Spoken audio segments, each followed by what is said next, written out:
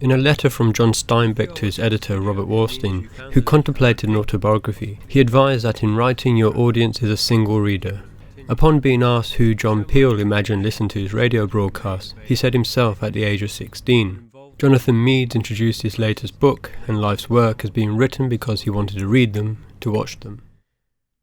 I made this video quite some time ago, with the intention that it would only be available to viewers who had subscribed to a Patreon account, which I eventually never created.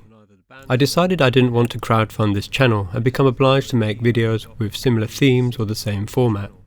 This is because I make content first and foremost for myself, an audience of one, because I want to, and I enjoy making and filming and editing and narrating and being easily distracted from real life. This may seem a tad narcissistic, but I have to live with myself every day, so my own entertainment is particularly important, while you guys seem to come and go as you please. You are not my silent partners or clients, but instead I imagine some passerby who decided to stop and rest their weary feet for a little while before going on their merry way.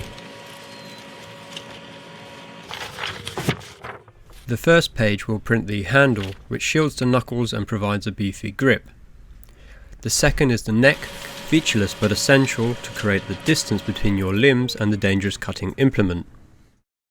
Finally, the bells and whistles, the head of the swan whose lower beak has been removed to provide the step with which to hold the material downwards. Once you have printed all three sections, place them onto a flat surface and align so the image measures roughly 50 centimeters or 20 inches from beak to bottom. I am using a little parcel tape to hold these together before cutting away excess paper from the template.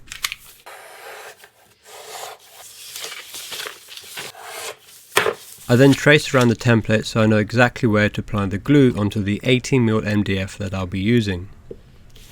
You can obviously use whatever thickness of material you have available, but 18mm provides plenty of rigidity. You want to apply the adhesive from the glue stick to the material you'll be sticking the paper onto, and not the other way around, otherwise the paper will wrinkle. After you've left this to dry for a few hours, you can begin cutting out the silhouette either with a jigsaw or a bandsaw. The next step is to cut out the opening for the handle. There I'm using a 35mm Forstner bit to make two holes on the pillar drill, which I will then cut between using the jigsaw. You can be as precise as you feel necessary and adjust the shape to fit your grip.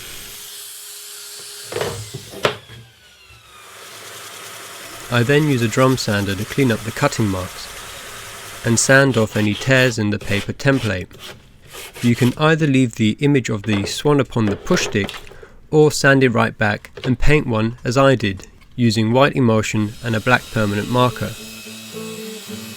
I hope you enjoy using your swan neck pushing stick, and thank you for supporting this channel.